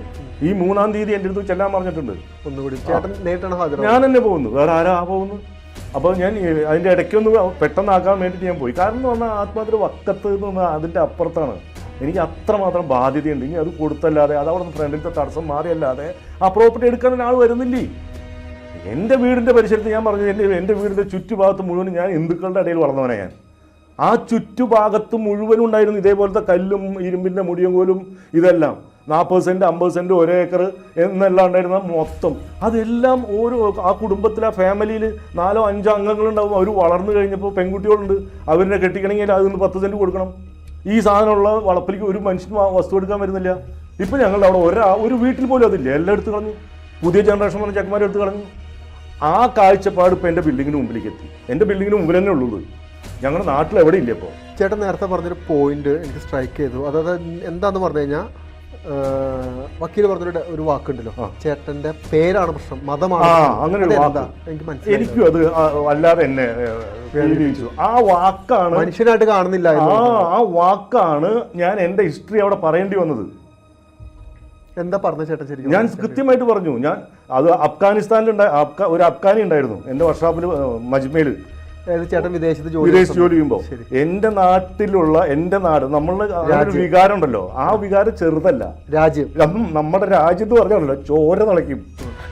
കുറ്റപ്പങ്കവൻ എടുത്തിട്ട് അടിച്ചു ചെയ്യും. എന്താ പറഞ്ഞ നമ്മുടെ രാജ്യത്തെ അത് മോശം പറഞ്ഞുകൊണ്ട് നമ്മുടെ നാടിനെ കുറിച്ചിട്ടൊരു മോശം ഹിന്ദുസ്ഥാൻ കാ പച്ചാനാന്ന് ചോദിച്ചു. അതൊരു ചെറിയ വാക്കൊന്നുമല്ലല്ലോ. നമ്മളുടെ നാട്ടിൽ ഈ നാട്ടിൽ ജനിച്ചു വളർന്നവനല്ലേ നിന്റെ സ്വഭാവം. അത് പറഞ്ഞപ്പോൾ തന്നെ എനിക്ക് വികാരം വന്നു. ഒന്നും കൊടുത്ത് രണ്ടാമത്തെ എൻ്റെ അറബി നേരെ നടുവ് കയറി വന്നു. എൻ്റെ അറബി രാജ്യത്തെ പറ്റി അടിച്ചു, നല്ല അടി അടിച്ചു. അറബി എൻ്റെ നടുവിൽ കയറി നിന്നിട്ട് പറഞ്ഞു എന്നെ ഇങ്ങോട്ട് മാറ്റി എൻ്റെ അറബി പറഞ്ഞത് ഞാൻ കൊച്ചിയിൽ മീൻ കച്ചവടം ചെയ്ത് നടന്ന അറബിയിലാണ് പറഞ്ഞത്. ചിലപ്പോൾ നിങ്ങൾക്ക് അറിഞ്ഞൊന്നുമില്ല, അറബിയിലാണ് സംസാരിച്ചത്. മീൻ കച്ചവടം ചെയ്ത് നടന്നതാണ്, ഇന്ത്യനെ കുറിച്ചിട്ട് എനിക്കറിയാം, നീ കൂടുതൽ സംസാരിക്കില്ലെന്നുകൊണ്ട് അവനെ പിരിച്ചുവിട്ടു. ആരനെ? അഫ്ഗാനിനെ പിരിച്ചുവിട്ടു. അന്ന് മുതൽ എൻ്റെ അറബി മരിക്കുന്നവരെ ഞാൻ അവൻ്റെ കൂടെ ഉണ്ടായിരുന്നു. അറബി മരിച്ചതിന് ശേഷമാണ് ഞാൻ അവിടെ നിന്ന് വിട്ടുപിരിഞ്ഞ് വേറെ വർഷാപ്പിട്ടത്. എനിക്ക് സെപ്പറേറ്റ് വർഷാപ്പിട്ട് തന്നിരുന്നു. അത് ചേട്ടൻ പറഞ്ഞോ കോടതിയിൽ? പറഞ്ഞു, പറയേണ്ടി വന്നു. കാരണം ഈ സാറ് എൻ്റെ പേരിൻ്റെ ഭാഗം കൊണ്ടാണ് ഇത്. അത് ജഡ്ജി അദ്ദേഹം ചോദിച്ചു നിങ്ങൾക്ക് അങ്ങനെ തോന്നാൻ കാരണം എന്താണെന്ന് ചോദിച്ചാൽ എനിക്ക് അങ്ങനെ തോന്നി പറഞ്ഞു.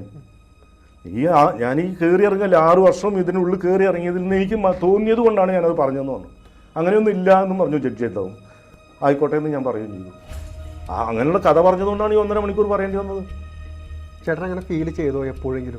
എനിക്ക് ഫീൽ ചെയ്തിട്ടുണ്ട്. ഉണ്ട്, നല്ലപോലെ ഫീൽ ചെയ്തിട്ടുണ്ട്. കാരണം നമ്മളൊന്ന് എറണാകുളത്തേക്ക് വരിക എന്നൊക്കെ പറഞ്ഞാൽ ആദ്യമൊക്കെ എറണാകുളത്തേക്ക് വരാൻ എനിക്ക് വലിയ ചിലവാണ്. ഇപ്പം അങ്ങനെയല്ല. ഇപ്പോൾ കാര്യങ്ങൾ മനസ്സിലായി. വടക്കാഞ്ചേരി വരും, അവിടെ നിന്ന് മെമ്മോ എന്ന് പറഞ്ഞൊരു സാധനം ഉണ്ടായി, 25 ഉറുപ്പിക കൊടുത്താൽ മതി, ഇവിടെ എത്തും. തിരിച്ച് അങ്ങോട്ട് 25 മതി, 50ആയി. ഇവിടുന്ന് കോടതിക്ക് പോകാൻ 10 രൂപ കൊടുത്താൽ. ചേട്ടാ ഈ ഉദ്യോഗസ്ഥരെല്ലാവരും ചേട്ടൻ്റെ മതം വെച്ചിട്ടാണോ എന്ന് ഞാൻ ചോദിക്കുന്നത്. എനിക്ക് അങ്ങനെ തോന്നിയല്ലേ? അതിന്റെ പുറകിൽ എന്തെങ്കിലും ചെറിയ കുരുട്ടുദ്ദേശങ്ങൾ ഉണ്ടാവുമായിരിക്കാം. മുസ്ലിമായി പോയിട്ടുണ്ടാവും. പിന്നെ വീരാൻകുട്ടി സാഹിബ്, ആ സാഹിബ് ഒരു പ്രശ്നമാണ് അത്ര. ഈ സാഹിബ് എന്ന് പറഞ്ഞാൽ ഞാൻ പള്ളിയുടെ പ്രസിഡന്റും കാര്യങ്ങളൊക്കെ ആയിട്ട് പഴയൊരു അങ്ങനെ ഒരു ജീവിച്ചൊരു വ്യക്തിയാണ്. കാരണം അങ്ങനെയാണ് എൻ്റെ ഒരു രീതി, അങ്ങനെയാണ്. അപ്പോൾ എൻ്റെ പേര് ശരിക്കും വീരാൻകുട്ടി, TM, തോപ്പിൽത്തൊടി മൊഹിദ്ദീൻ കുട്ടി മകൻ വീരാൻകുട്ടിയാണ് എൻ്റെ പേര്. അത് ഈ സാഹിബ് എന്ന് പറഞ്ഞാൽ ഈ പ്രോപ്പർട്ടി എടുത്ത സമയത്ത് അതിൽ എഴുതി ചേർത്തിയ. കാരണം പള്ളിയുടെ പ്രസിഡന്റും അങ്ങനെ ഒരു ബഹുവചനാണ്, അത് അല്ലാണ്ട് വേറെ ഒന്നുമല്ല. ഇപ്പോൾ പറയുന്നത് കേട്ടില്ലേ പല ആളുകൾ, കുഞ്ഞാലിക്കുട്ടി സാഹിബ് എന്നല്ലേ പറയുക. അത് അങ്ങനെ പറഞ്ഞിട്ടുണ്ടെങ്കിൽ അത് വർഗീയവാദിയാവുമോ? വീരാൻകുട്ടി സാഹിബ് എന്ന് പറഞ്ഞാൽ വർഗീയവാദിയാവും. ഈ ഒരു പേര് കണ്ടത് കൊണ്ടാണ് എന്നെ ആക്കിയിട്ടില്ല. പക്ഷെ എന്നെ ഇനി ആക്കരുത് എന്നെ. എനിക്ക് അങ്ങനെ ആവാൻ ആഗ്രഹമൊന്നുമില്ല. ഞാൻ ഈ മനുഷ്യനായിട്ട് ജീവിച്ചാൽ മതി, ഒരു ഇന്ത്യക്കാരൻ, യഥാർത്ഥ ഭാരതീയനായിട്ട് എനിക്ക് ജീവിച്ചാൽ മതി. അവകാശങ്ങൾ മാത്രം അത്രയും മതി. അതിന്റെ അപ്പുറം ഒന്നും വേണ്ട. എനിക്കൊന്നും ആരും സഹായിക്കണ്ട, ഉപദ്രവിച്ച് എന്താ പറയുക, അതിന് വാക്കുകൾ പറയാനില്ല. ഇനി എനിക്ക് ഒരു രക്ഷയില്ല. എനിക്കത് ആദ്യം എൻ്റെ പ്രോപ്പർട്ടി കൊടുക്കണം, വാങ്ങിച്ച ബാധ്യതകൾ തീർക്കണം. മരിക്കുന്നതിന് മുമ്പ് ഏതൊരു മനുഷ്യൻ്റെ ആഗ്രഹമല്ലേ?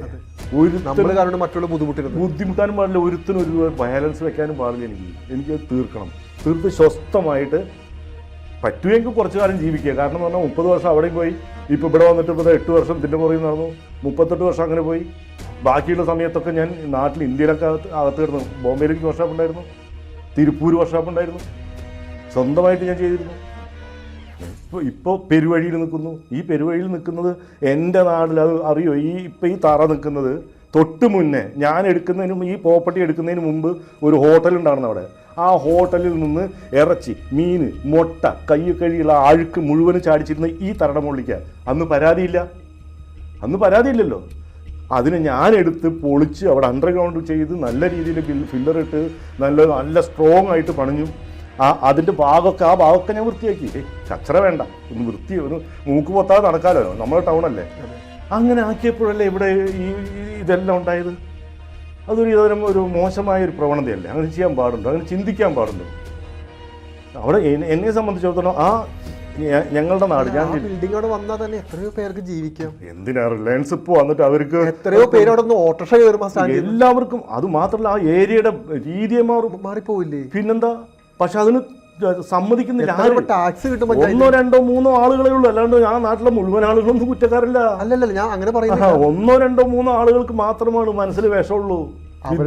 വിഷം കുത്തിയാൽ മതിയല്ലോ മറ്റുള്ളവർക്ക്. പാമ്പോരെണ്ണം മതിയല്ലോ ചേട്ടാ, ഒരുപാട് പാമ്പൊന്നും വേണ്ട. പുറത്ത് പറയാൻ പാടില്ലാത്തത് ഞാൻ മറച്ചു വെച്ചതുമായ കാര്യമുണ്ട്. അതൊക്കെ അവിടെ നിന്ന് എടുത്ത് മാറ്റാന്ന് പറഞ്ഞാൽ 5,10,000 മേടിച്ച കേസ് വേറെ നിൽക്കുന്നുണ്ട്. എൻ്റെ കയ്യിലുണ്ട്. ഇപ്പൊ ഞാൻ കയ്യിൽ നിന്ന് വാങ്ങിച്ചു പൈസ. പിന്നെന്താ? ഈ പറ്റിച്ചോന്റെ കയ്യിൽ നിന്ന് പൈസയും മേടിച്ചു തരാന്നുണ്ട്. എന്നിട്ട് എന്നെ കൊണ്ടുപോയിട്ട് നാഗ്പൂർ കൊണ്ടുപോയിട്ട് 2-3 മാസം വരുന്നു. നാഗ്പൂർക്ക് ഇവിടുന്ന് സൗദി അറേബ്യയിലേക്ക് പോകണമെങ്കിൽ അതിൻ്റെ ഇരട്ടി പൈസ വേണം ഇവിടുന്ന് എയർ ടിക്കറ്റിന് നാഗ്പൂർക്ക്, ഇന്ത്യക്കകത്തുള്ള സ്ഥലത്തേക്ക്. ആദ്യമായിട്ടാണ് ഞാനത് കാണുന്നത്. അതിൽ എത്ര പ്രാവശ്യം അങ്ങോട്ടും ഇങ്ങോട്ടും പോകേണ്ടി വന്നു. ഇത് കിട്ടുന്നുള്ള പ്രതീക്ഷയല്ലേ? എൻ്റെ ഹക്കല്ലേ, ഞാൻ പണി. ചേട്ടാ അങ്ങനെ കൊടുത്താണോ അത് ചേട്ടൻ മനസ്സിലാവുന്നില്ല. അപ്പോൾ ശരിക്കും ഇത് ആരാണ് ചതിക്കുന്നത് എനിക്ക് അറിയില്ല, മനസ്സിലാവുന്നില്ല. കാരണം പ്രവാസികൾക്ക് പറ്റുന്ന ഏറ്റവും വലിയ പാളിച്ചയാണത്. അന്ധമായിട്ട് ഓരോരുത്തരെ വിശ്വസിക്കുക. ഞാൻ അങ്ങനെ വിശ്വസിച്ചിട്ടൊന്നുമില്ല. കാരണം എന്ന് പറഞ്ഞാൽ ഞാനുള്ള സൂക്ഷ്മതയൊക്കെ പാലിച്ചു. പക്ഷേ എന്നെ ചതിച്ചത് നല്ലതുപോലെ ശ്രദ്ധിക്കുന്ന ആൾ തന്നെയാണ് ഞാൻ. എൻ്റെ നാട്ടിലുള്ള പല ആളുകളും പറയുക ഈ പൂച്ചനെ മുകളിലേക്ക് എടുത്തിട്ടുണ്ടെങ്കിൽ 4 കാലത്ത് വന്ന് വീഴുന്ന പോലുള്ള ഒരാളാണ് ഞാനെന്നുള്ളൊരു പ്രചരണമുള്ള ആളായ ഞാൻ ചതിക്കപ്പെട്ടത് ബാങ്ക് ഉദ്യോഗസ്ഥൻ പറഞ്ഞതുകൊണ്ട് മാത്രമാണ് ഞാൻ ഒപ്പിട്ടത്. ആ ബാങ്ക് ഉദ്യോഗസ്ഥൻ പറഞ്ഞു നിങ്ങൾ ഇട്ടോ എന്നോട് എനിക്ക് ഉറപ്പ് തന്നതിൻ്റെ ഭാഗമായിട്ടാണ് ഞാൻ ചെയ്തത്. അല്ലെങ്കിൽ ചെയ്യില്ല. അത് ചെയ്തിട്ടില്ലെങ്കിൽ എന്ന് എനിക്ക് പ്രശ്നമില്ല. ഞാൻ വീണ്ടും പോയി സൗദിക്ക് അവിടുന്ന് വിളിച്ചു വരുത്തിയിട്ടാണ് ഇതൊക്കെ ചെയ്തത്. എനിക്ക് ഈ ബാധ്യത വന്നപ്പോൾ ഇപ്പം എനിക്ക് പോകാനും പറ്റില്ല, എവിടേക്കും പോകാൻ പറ്റില്ല. ഞാൻ എന്താ ചെയ്യുക? എൻ്റെ സമ്പാദ്യം മുഴുവനും ഈ ബാങ്കിൻ്റെ ഉള്ളിലാണ്. എത്ര വർഷം എങ്ങനെ മാനേജ് ചെയ്തു? ഇത്ര വർഷം അതാ എൻ്റെ ഒരുപാട് സുഹൃത്തുക്കൾ എൻ്റെ അടുത്ത് ചോദിച്ചു, എൻ്റെ ബന്ധപ്പെട്ട പല ആളുകളും ചോദിച്ചു, എങ്ങനെയാണ് നിങ്ങൾ ഇതുവരെ എത്തി? അതൊരു പക്ഷേ എൻ്റെ പ്രാർത്ഥനയുടെ ആവാം, അല്ലെങ്കിൽ ഞാൻ ചെയ്ത ഇത്രയും കാലമായിട്ട് ഞാൻ ചെയ്ത കുറേ കാര്യങ്ങളുണ്ടല്ലോ, നന്മകൾ എന്ന് പറഞ്ഞത് പുറത്ത് പറയാൻ പാടില്ല. ഞങ്ങൾ ചെയ്യുന്ന നന്മകൾ പറയില്ല എന്നാ പറയുക. ഇതുമായിട്ട് പഞ്ചായത്തിൽ പോയപ്പോൾ ചേട്ടൻ്റെ എന്താ പഞ്ചായത്ത് പറയാതിരിക്കാനുള്ളത്. പഴയൊരു പഞ്ചായത്തിനെ കുറിച്ചിട്ട് പറയുമ്പോൾ എനിക്ക് അറപ്പ് തോന്നുന്നു. അത്രയും നീചമായ ഹിസ്റ്ററിയാണ് അവിടുത്തെ എനിക്ക് പറയാനുള്ളത്. എനിക്ക് പേടിയൊന്നുമില്ല അതിന്. പ്രവാസിയുടെ അവസ്ഥയായിട്ട് പറയുന്നത് എനിക്ക് പേടിയൊന്നുമില്ല. 30 വർഷം പണിയെടുത്ത് നമ്മുടെ ഇവിടെ കൊണ്ടുവന്ന് ഇൻവെസ്റ്റ് ചെയ്ത് ചേട്ടൻ ഇപ്പൊ പച്ചയ്ക്ക് പറയുന്ന നിങ്ങൾ ക്ഷമിക്കണം മരിച്ചില്ല. അല്ലായിരുന്നെങ്കിൽ മറ്റുള്ള പ്രവാസികളെ പോലെ മരിച്ച പത്രത്തിലൊരു ഫോട്ടോ വന്നേന്, ഇവിടെ വന്ന് ബിസിനസ് ഇൻവെസ്റ്റ് ചെയ്ത ഒരു മറ്റു പ്രവാസിയായിട്ട് മാറിയേന്. വീരാൻകുട്ടി ചേട്ടൻ അതിനെ ആ പ്രതിബന്ധങ്ങളെ മൊത്തം എങ്ങനെയും മറികടന്ന് ഇവിടെ എത്തി. അല്ലെങ്കിൽ നമ്മുടെ ഇന്ന് കാണുന്ന ഇതേപോലൊരു അവസ്ഥ ചേട്ടനും വന്നേന്. ഈ പഞ്ചായത്തിന്റെ കാര്യം ഞാൻ ചോദിക്കാൻ ഒരു കാരണമുണ്ട്, അതാണ് ചോദിക്കുന്നത്. എന്താണ് അവസ്ഥ? ഈ പഞ്ചായത്ത് ഇരിക്കുന്ന സ്ഥലം ആരുടെ? ആ പഞ്ചായത്ത് അങ്ങനെ പറഞ്ഞപ്പോൾ ഞാൻ ഒക്കെ വിളിച്ചു പറയാം, പറഞ്ഞേ പറ്റൂ. അതുകൊണ്ടാണ് പഞ്ചായത്ത് നിന്നാണെങ്കിൽ എനിക്ക് ഹൈക്കോടതിയിലൊരു ഉത്തരവ് വന്നിട്ടുണ്ട്. എനിക്ക് ആ സൈഡ് എനിക്ക് ബൗണ്ടറി തിരിച്ചു തരാൻ വേണ്ടി. ബൗണ്ടറി തിരിച്ചു തരാൻ പറ്റില്ല. ഞാൻ ജനിച്ചു വളർന്ന ആളാണ്, 3 തലമുറ ജനിച്ചു വളർന്ന നാട്. ആ നാട്ടിലത്തെ ഫൗണ്ടേഷൻ എവിടെയാണ്, കെട്ട് എവിടെയാണ്, സ്ഥലം എവിടെയാണെന്നുള്ളത് ആ സെൻറ്ററിലത്തെ എനിക്കറിയില്ലേ. ആ കെട്ട് പൊളിച്ചിട്ട് അതിനുള്ളിൽ കയറ്റിയിട്ട് പഞ്ചായത്ത് ബിൽഡിങ്ങാണ് പണിഞ്ഞു. അവർക്ക് മറ്റേ അതിർത്തി പഞ്ചായത്തിൻ്റെ സ്ഥലമായി. അപ്പോൾ കോട്ടെ ഞാൻ വേണ്ട, ചേട്ടൻ സ്ഥലമായിരുന്നു. എൻ്റെ 2 സെന്റ് എൻ്റെ സ്ഥലം ഉണ്ടായിരുന്ന ആ സൈഡിൽ അത് പോയി. നമ്മുടെ പഞ്ചായത്താണെന്നെങ്കിലും അല്ല, നമുക്ക് അങ്ങനെയെങ്കിലും നമ്മുടെ പഞ്ചായത്ത് ജനങ്ങളുടെ തന്നെയല്ലേ, അതുകൊണ്ട് കുഴപ്പമില്ല, അതവിടെ നിൽക്കട്ടെ, അതിന് പരാതിയില്ല. ഇനി നമ്മൾ ഉപദ്രവിക്കുന്നേ വന്നുള്ളൂ. ഏകദേശം 5 മീറ്റർ 5.5 മീറ്ററോളുണ്ട് എവിടെ നിന്ന് റോട്ടിൽ നിന്ന് എൻ്റെ സ്ഥലം. 3.5 മീറ്ററാണ് പരിധി. 5.5 മീറ്ററോളം വിട്ടിട്ട് എനിക്ക് നോട്ടീസ് തന്നു. ഈ കോടതി പറഞ്ഞിട്ടാണ് അത്ര തന്നത്. ഈ കോടതി പറഞ്ഞത് എൻ്റെ സ്ഥലം കയറി കിടക്കുന്നുണ്ടെന്ന് പറഞ്ഞിട്ട് പൊളിപ്പിച്ചു. അത് രാജസിംഹ സാറിന് അറിയാം അതിൻ്റെ ആ കഥ. എന്ത് അന്യായം സാറ് ആദ്യം പറഞ്ഞു. അത് അന്യായമല്ലേ? അത് ഒരു പരാതി കൊണ്ടൊരാൾ വന്നു, ആ പരാതി പരിഹരിക്കുകയാണ്. അതെ, ആ പരാതിക്കാരനെ ദ്രോഹിക്കുന്ന ഒരു ശൈലിയല്ലേ അവിടെ ചെയ്തെന്ന് സാറ് അവിടെ ഇംഗ്ലീഷിലും മലയാളത്തിലും കൂടി പറയുന്നത് ഞാൻ കേട്ടു. ഞാനപ്പോൾ പുറയിൽ നിന്ന് കേട്ടിട്ടുണ്ടായിരുന്നു. എന്തു പറഞ്ഞത്? ജഡ്ജിമാർ വേണത് രാജസിംഹം അതാണ് അങ്ങനെ അത് ഇങ്ങനെ എന്ന് പറഞ്ഞിട്ട് ഇങ്ങനെ തിരിക്കുക. അദ്ദേഹം നീതിയുക്തമായ കാര്യങ്ങൾ പറയുമ്പോൾ അവർ ഉൾക്കൊള്ളുന്നില്ല ജഡ്ജിമാർ. സാറ് സത്യസന്ധമായ കാര്യങ്ങളും നീതിയുക്തമായ കാര്യങ്ങളും അവിടെ നിരത്തുമ്പോൾ അത് ഇപ്പുറത്തിരിക്കുന്ന ആൾ ആ വക്കീലുമാരെ ഇതായിരിക്കാം മുന്നേ തിരിച്ചും മറിച്ചും ജഡ്ജിമാര് അതുപോലത്തെ രേഖകളായിരിക്കും ചിലപ്പോൾ സമർപ്പിച്ചു. അല്ല, അവിടെ അവർ ഒരു രേഖയെ കാണിക്കാം. ഞാനതാ പറഞ്ഞത്, ഒരു രേഖ കാണിച്ചോളൂ. വെറുതെ ഈ സമയം, കോടതിയുടെ സമയം, എൻ്റെ ജീവിത പ്രശ്നം, അതുപോലെ തന്നെ ഈ ഉദ്യോഗസ്ഥനെ കംപ്ലീറ്റ് വെറുതെ ഇട്ടിട്ട് ചുറ്റി ഇതൊക്കെ അധ്വാനിച്ചുണ്ടാക്കുക ഈ ജനങ്ങളുടെ ടാക്സ് തന്നെയല്ലേ അല്ലേ? ഇതെല്ലാവരെയും ബുദ്ധിമുട്ടിപ്പിക്കുകയല്ലേ? ഈ ജഡ്ജിമാരെ 1.5 മണിക്കൂർ ഞാൻ സംസാരിച്ചിട്ടുള്ളത് സാഹചര്യം വരുത്തിയില്ലേ? ഇത് വരുത്തിയതാരാ? ആ ദേശദ്രോഹികൾ അവരാണ് ദേശദ്രോഹികൾ. നീതിയുക്തമായ ഒരു കാര്യം നടക്കാൻ സമ്മതിക്കില്ല. ഇത്ര പോകുന്ന ഒരു മുട്ടുസൂചി പോലുള്ള സാധനത്തിന് പിക്കാസിന്റെ വലുപ്പത്തിലാക്കിയിട്ട് ഇങ്ങനെ പ്രചരിപ്പിച്ച് പ്രശ്നങ്ങളുണ്ടാക്കി ഒരു വർഗീയതയിലോട്ട് കൺവേർട്ട് ചെയ്തു. ശരിക്കും വർഗീയതയിലേക്ക് കൺവേർട്ട് മുസ്ലിമാണ്. അപ്പോൾ ഇത് പെട്ടെന്ന് കഥ കേൾക്കുന്നവർക്ക് തോന്നുന്ന ഒരു കാര്യമാണത്. കാരണം അമ്പലമൊന്നും പറയാൻ പറ്റില്ല, ഒരു ആൾത്തറ പോലത്തെ ഒരു സാധനം ഒരു മുസ്ലിമായ ഒരു വ്യക്തി പൊളിക്കാൻ വരുന്നു എന്നുള്ള ലെവലിലോട്ട് ഇത് കൺവേർട്ട് ചെയ്തു. അങ്ങനെയില്ല, അങ്ങനെയായിട്ട് എനിക്ക് തോന്നിയിട്ടില്ല. ഇല്ല, ഇതിലെന്ന് പറഞ്ഞാൽ ഇനിയും പൈസ വേണം അത്ര. അല്ലെങ്കിൽ പിന്നെ അത് പൈസ ഉണ്ടല്ലോ. കാരണം 30 വർഷം ജോലി ചെയ്ത വ്യക്തിയാണ്, ഒരു സ്ഥാപനം കിടക്കുന്നു, ഇഷ്ടംപോലെ പൈസ ഉണ്ട്, സാഹിബാണ്, ഇഷ്ടംപോലെ ഉണ്ട്, ചോദിച്ചു വാങ്ങിക്കാം. 16 തന്നെ എന്റെ അടുത്ത് വന്നിട്ട് പൈസ ഉണ്ടെങ്കിൽ അതൊന്ന് മാറ്റി അതൊന്നും അറിയണ്ടെന്ന് പറഞ്ഞാൽ എല്ലാ പ്രവാസിയുടെ അവസ്ഥ. അവരുടെ കയ്യിലൊക്കെ പൈസ ഉണ്ടെന്നുള്ള ധാരണ കൊണ്ടാണ് ഈ കാണിക്കുന്നത്. പൈസ ഉണ്ടാക്കുന്ന എങ്ങനെയാന്ന് ഇവർക്ക് അറിയില്ല. ഞാനേ ഏകദേശം 5:30-6 മണിക്ക് തുടങ്ങുന്ന പണി രാത്രി 11 മണി വരെ പണി. അറബികൾ വന്നിട്ട് അന്ത മാഫി ഇൻസാൻ അന്ത ഹൈവാൻ എന്ന് പോലീസുകാർ എൻ്റെ അടുത്ത് രാത്രി വന്ന് പറഞ്ഞിട്ടുണ്ട്. അതുവരെ കേൾക്കേണ്ട അവസ്ഥ. ഞാൻ അയവാൻ തന്നെ. അയവാൻ എന്ന് പറഞ്ഞാൽ മൃഗമാണ്. ഞാൻ മൃഗം തന്നെയാണ്. ഞാനിവിടെ വന്നിരിക്കുന്നത് എന്തിനാ? ജോലി ചെയ്ത് കാശുണ്ടാക്കാനാണ്, സൂഹിക്കാനല്ല. അല്ല, എനിക്ക് പല പ്രശ്നങ്ങളുണ്ട്. അതുകൊണ്ടാണ് ഒടുവിൽ പോലീസുകാരുടെ മുഴുവൻ വണ്ടി വരെ പണിക്കരുത് തന്നു. അതുകൊണ്ട് അങ്ങനെയാണ് ഉണ്ടാക്കിയത്. അങ്ങനെയാണ് മീൻ കച്ചവടത്തിനാണ് സ്റ്റാർട്ട് ചെയ്തത്. അതെ, ഞാനല്ല, എൻ്റെ അറബിയാണ് മീൻ കച്ചവടത്തിൽ. ചെറുപ്പം മുതൽ വർഷാപ്പണി. ഞാൻ വർഷാപ്പ് മീൻ കച്ചവടം 7 വയസ്സ് മുതൽ വർഷാപ്പണി. 8 വയസ്സിൽ ഞാൻ വർഷാപ്പിൽ. അതെ അതെ, പഴയന്നൂർ തന്നെയാണ്. അത് തന്നെ, അതിൽ നിന്നും വിട്ടുപോയിട്ടില്ല. ഞാൻ വീണ്ടും ഫോർഡിൻ്റെയും അങ്ങനെയുള്ള വണ്ടികളുടെ ഫോറിൻ വെഹിക്കിളുടെ കംപ്ലീറ്റ് ഈ കോയമ്പത്തൂരൊക്കെ അന്ന് കാലത്ത് ഒരുപാട് വണ്ടികളുണ്ടായിരുന്നു. ഈ GMC അത് ഇത് മറ്റേത്, അതിലൊക്കെ ഈ 8 സിലിണ്ടറിൻ്റെ എഞ്ചിനും മറ്റു കാര്യങ്ങൾ അതൊക്കെയാണ് ഗൾഫിൽ പോയപ്പോഴും ഉണ്ടായിരുന്നത്. എൻ്റെ ആവശ്യം എൻ്റെ ആ ബിൽഡിങ്ങിന് മുമ്പിലത്തെ തടസ്സം ഒന്ന് മാറ്റി അതിനൊന്ന് ക്ലിയർ ചെയ്തിട്ട് ഒന്നുകിൽ അതിനെ വാടകയ്ക്കിട്ട് ജീവിക്കാൻ പറ്റുമോ നോക്കുക. പക്ഷേ അപ്പോഴും എൻ്റെ ബാധ്യത തീരില്ല. ബാധ്യത തീരണമെങ്കിൽ മറ്റു പ്രശ്നങ്ങൾ അവസാനിക്കണം. അത് കേസ് നടന്നുകൊണ്ടിരിക്കുന്നുണ്ട്. ഒരു സ്ഥലത്തൊന്നുമല്ല, പല സ്ഥലത്തും കിടക്കുന്നുണ്ട്. അതിലും അവിടെയും ഉണ്ട് ഒരു പ്രശ്നം. അതിപ്പോ ഞാൻ പറയുന്നില്ല. എല്ലാം കൂടി നമ്മൾ പ്രേക്ഷകർക്ക് അവർ ബോറടിക്കും. എന്റെ വിഷയം ഇങ്ങനെ പറഞ്ഞിട്ടില്ല. അത്രമാത്രം ഇഷ്യൂസ് ഉള്ളൊരു വ്യക്തിയാണ് ഞാൻ. ഈ 8 വർഷത്തിൽ ഞാൻ അനുഭവിച്ചു. ഒരാൾക്ക് വരരുത്. അത് എൻ്റെ ആഗ്രഹമുള്ളൂ. ഇനി ഒരാൾക്ക് വരരുത്. അത് വന്നാൽ തന്നെ എന്നെ പോലെ ഇവിടെ വന്നിരിക്കാൻ ഉണ്ടാവില്ല. അത് ഉറപ്പാണ്. അതിന് യാതൊരു ഉറപ്പുമില്ല. അവർക്ക് ഉണ്ടാവില്ല. അത്രയും സ്ട്രെങ്ത്തിൽ നിന്നിട്ടുള്ള ഒരു വ്യക്തിയാണ് ഞാൻ. ആ സാഹചര്യത്തിൽ കൂടെ മറികടന്നു വന്ന എല്ലാ ഒരു മനുഷ്യനെന്ന പരിഗണന മാത്രം മതി കേട്ടോ, അല്ലേ? വേറെ ഒന്നും വേണ്ട. നമ്മൾ എന്തിനാണ് ഇത്രയും കാലം ഇപ്പോൾ ഉദാഹരണത്തിന് ഗവൺമെൻറ്റിലൊരു ഉദ്യോഗസ്ഥൻ 40 വർഷം ജോലി ചെയ്തു. ആ ജോലി ചെയ്തിട്ട് 40 വർഷം കഴിഞ്ഞ് ആ കിട്ടിയ മുതലെല്ലാം കൂടി വന്നിട്ട് മൊത്തം എടുത്തിട്ട് അടിച്ചിട്ട് കൊണ്ടുപോയിട്ടുണ്ടെങ്കിൽ എന്താ ചെയ്യുക അവർ? ചേട്ടാ, മുഖ്യമന്ത്രിയെ, പ്രധാനമന്ത്രിയെ എല്ലാം കഴിഞ്ഞു. അവിടെ ഒരു രാഷ്ട്രപതിയുടെ കത്ത് വരെ എനിക്ക് വന്നിട്ടുണ്ട്. രാഷ്ട്രപതി കത്തയച്ചിട്ട് മുഖ്യമന്ത്രിയുടെ ഓഫീസിൽ നിന്ന് അതിപ്പോൾ ഇൻസ്റ്റോൾ ചെയ്തിട്ട് എനിക്ക് കത്തായിട്ട് അയച്ചു തന്നിട്ടുണ്ട്.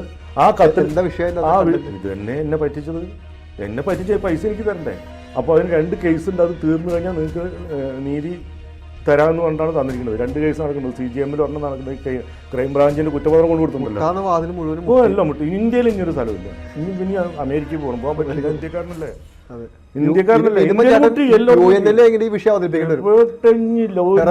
ഒരു ഉദ്യോഗസ്ഥൻ CBI-ക്ക് കൊടുത്തു, ക്രൈംബ്രാഞ്ചിന് കൊടുത്തു, വിജിലൻസിന് കൊടുത്തു. ക്രൈംബ്രാഞ്ചിന്റെ കുറ്റപത്രം വന്നിട്ടുണ്ട്. അറസ്റ്റ് ചെയ്തിട്ടുണ്ട്. ഒരുപാട് ഉദ്യോഗസ്ഥരെയൊക്കെ അറസ്റ്റ് ചെയ്തിട്ടുള്ള കുറ്റപത്രം സമർപ്പിച്ചിട്ടുണ്ട്. ED-യുടെ അടുത്ത് പോയി മാത്രം ED മാത്രം കുറേ നേരം ഒന്ന് കേട്ടു. എന്തോ എൻ്റെ വാക്ക് ശരിയില്ല തോന്നിട്ട് പിന്നെ അത് കട്ടായി. അത് പറയുന്നില്ല ഞാൻ. അത്രയും കട്ടായിട്ടുണ്ട്. അപ്പോൾ ചേട്ടൻ ഇതൊന്ന് അവസാനിപ്പിച്ച് കിട്ടിയാൽ മതി. എനിക്കിപ്പോൾ ചെയ്യേണ്ടത്, എനിക്ക് വേണ്ടത് ബഹുമാനപ്പെട്ട കോടതി 3-ാം തീയതി ചെല്ലാൻ പറഞ്ഞിട്ടുണ്ട്. ഇത് അടുത്ത മാസം 3-ാം തീയതി. ആ 3-ാം തീയതി അതിൻ്റെ വിത്ത് പോലീസിൻ്റെ പ്രൊട്ടക്ഷനോട് കൂടി ഇനിയും പോയിട്ട് കളക്ടർക്ക് അല്ലെങ്കിൽ അപ്പുറത്തേക്ക് ഇപ്പുറത്തേക്ക് ഒന്നും എഴുതി തരരുത്. കൃത്യമായിട്ട് ചെയ്തു തരുമെന്ന് ഞാൻ വിശ്വസിക്കുന്നുണ്ട്. കാരണം ജഡ്ജിമാർക്ക് മനസ്സിലായിട്ടുണ്ട്, കാര്യങ്ങൾ കൃത്യമായിട്ട് മനസ്സിലായിട്ടുണ്ട്. അപ്പം 3-ാം തീയതി പോയിട്ട് എനിക്കതൊന്ന് എഴുതി തരുമെന്ന് ഞാൻ വിശ്വസിക്കുന്നു. കോടതിയെ മാത്രം വിശ്വസിച്ചിട്ടാണ് ഞാൻ ഇപ്പോൾ ഇരിക്കുന്നത്. അത് എഴുതി തന്നിട്ടുണ്ടെങ്കിൽ അതങ്ങോട്ട് ഒഴിവാക്കിയ അത് പൊളിച്ചതിൽ അമ്പലത്തിലോ മാറ്റി വെച്ചാൽ പൊളിക്കേണ്ടത്. അത് തറ അത് ഇളക്കി എടുക്കാതെ നടന്നേ. അത്രേ ഉള്ളൂ. നമുക്ക് എൻ്റെ വിഷ്വൽ താഴെ കാണിച്ചു തരാം പ്രേക്ഷകർ. അതെന്താ? വളരെ ചെറിയൊരു സാധനം, 2 അടി സമചതുരത്തിലുള്ളൊരു സാധനമാണ്. അതിനൊന്ന് പിടിച്ച് ഇളക്കിയാൽ കിട്ടും. അത് എവിടെയാണ് ആചാരാനുഷ്ഠാനം കൊണ്ട് വെച്ചോട്ടെ, അതിന് കുഴപ്പമില്ല, തടസ്സമില്ല. അതിന് ആദ്യം ഒരാചാരം ഉണ്ടായിരുന്നില്ല. വീരാൻകുട്ടി ആ സ്ഥലം എടുക്കുന്നത് വരെ ഒരാചാരം ഇല്ല. അത് ഇറച്ചി മീനും മുട്ടയൊക്കെ പൈപ്പൊക്കെ കഴിഞ്ഞ് കളിഞ്ഞ് വിളിഞ്ഞ് കിടന്നപ്പോൾ ഒരു പ്രശ്നം അവിടെ ഉണ്ടായിരുന്നില്ല. ഞാൻ എടുത്തിട്ട് ആ ബിൽഡിംഗ് വലുതാക്കി വൃത്തിയാക്കി നല്ല രീതിയിലാക്കി വന്നപ്പോഴാണ് ഈ പ്രശ്നങ്ങൾ മുഴുവനും കൊണ്ടുവരുന്നത്. ഇതിന് നേരെ മുമ്പിൽ ഹോട്ടലായിരുന്നു, ഒരു കൈരളി ഹോട്ടൽ. ചേട്ടൻ പറഞ്ഞിരുന്നു. ഒരു കൈരളി ഹോട്ടൽ. അതിൻ്റെ ഫോട്ടോ വരണ്ടേ എൻ്റെ ഉണ്ട്, ഞാൻ കൊടുന്നുണ്ട്. ഇതാണുള്ളത്. എനിക്കിതേ പറയാനുള്ളൂ. ദയവ് ചെയ്ത് ഉപദ്രവിക്കരുത്. ഞാൻ ആരെയും ഉപദ്രവിച്ചിട്ടില്ല. അറിഞ്ഞുകൊണ്ട് ഞാൻ ചെയ്തിട്ടില്ല. ഇനി മനുഷ്യൻ അറിയാതെ വല്ലതും ചെയ്തിട്ടുണ്ടെങ്കിൽ അതിനും ക്ഷമ എല്ലായിടത്തും ചോദിക്കുന്നു. ഇത്രേ എനിക്ക് പറയാനുള്ളൂ. ഇതേപോലെ ഒരാൾക്കും വരാതിരിക്കട്ടെ. ഇത് വളരെ ചുരുക്കി പറയുന്ന ഒരു സ്റ്റോറിയാണ്. എന്തായാലും ശുഭാപ്തി വിശ്വാസം അല്ലാതെ ഇപ്പോൾ വേറെ ഒന്നും പറയാനില്ല. കാരണം അപ്പോൾ ചേട്ടാ പ്രശ്നങ്ങളൊക്കെ തീരട്ടെ എന്ന് പ്രാർത്ഥിക്കാം. നമുക്ക് അതിനപ്പുറത്തേക്ക് ഒന്നും പറയില്ല. എന്തായാലും കോടതിയുടെ കയ്യിലിരിക്കുന്ന കേസാണ്. അവർക്ക് അത് മനസ്സിലായി കാണും എന്ന് എനിക്ക് തോന്നുന്നു. കാരണം ചേട്ടൻ നേരിട്ട് ആ കോടതി പോയി ഡിവിഷൻ ബെഞ്ചിന് മുന്നിൽ പോയി വാദിപ്പിക്കുക. 3-ാം തീയതി അങ്ങനെ തന്നെ ആയിരിക്കും നേരിട്ട്. അതെ, എന്തായാലും പ്രശ്നങ്ങളൊക്കെ ഒതുങ്ങട്ടെ. വളരെ ചെറിയ ഇഷ്യൂസാണ്, നിങ്ങൾ മനസ്സിലാക്കണേ. അതായത് ഇത് എങ്ങനെ വേണമെങ്കിലും മനുഷ്യർക്ക് കൺവെർട്ട് ചെയ്യാം ഈ ഒരു ഇഷ്യൂവിന്. ഒരു മനുഷ്യനെന്ന പരിഗണന ഇപ്പം നമുക്ക് ഇത് കേൾക്കുമ്പോൾ തന്നെ മനസ്സിലാവുന്ന ഒരു കാര്യമുണ്ട്. ഒരു 30 വർഷം വിദേശത്ത് പോയി സമ്പാദിച്ച് ആ സമ്പാദ്യം കൊണ്ടുവന്ന് ഇവിടെ വന്ന് ഇൻവെസ്റ്റ്മെൻറ്റ് ചെയ്ത് അത് എനിക്ക് തോന്നുന്നു എത്ര വർഷമായി ഇപ്പോൾ ആ ബിൽഡിംഗ് അങ്ങനെ നിൽക്കുന്നു? 5-8 വർഷമായി. എത്ര വർഷമായിട്ട് ആ ബിൽഡിംഗ് അങ്ങനെ നിൽക്കുക. ഒരുപാട് മാറ്റങ്ങൾ വരേണ്ട സ്ഥലത്താണ് ആ ഗതികെട്ട അവസ്ഥയിലും ഇപ്പോൾ ഏതെങ്കിലും ആളുകളൊക്കെ പിടിച്ചു വെക്കുന്നത്. മനസ്സിലാക്കുക, നമ്മളെല്ലാവർക്കും ഈ കർമ്മഫലം എന്ന് പറഞ്ഞൊരു സാധനം നമുക്ക് എല്ലാവർക്കും ഉണ്ട്. അത് നിങ്ങൾക്ക് എത്ര പേർക്ക് വിശ്വാസം ഉണ്ടെന്ന് എനിക്കറിയില്ല. നമ്മൾ ആരെങ്കിലും ദ്രോഹിച്ചോ അത് നമുക്കോ നമ്മുടെ അടുത്ത തലമുറയ്ക്ക് കിട്ടുമെന്ന് ഉറപ്പാണ്. പ്രത്യേകിച്ച് ഗവൺമെൻറ് ഉദ്യോഗസ്ഥരോട് കൂടിയാണ് ഈ കാര്യം പറയുന്നത്. കർമ്മം നിങ്ങൾ അനുഭവിച്ചേ പറ്റൂ. അത് നിങ്ങളല്ലെങ്കിൽ നിങ്ങൾക്ക് വേണ്ടപ്പെട്ട അനുഭവിച്ചേ പറ്റൂ. ഏതൊരു മനുഷ്യനും നമ്മളെ വേദനിപ്പിച്ചാലും അതിന് കർമ്മം നിങ്ങൾക്ക് കിട്ടിയിരിക്കും.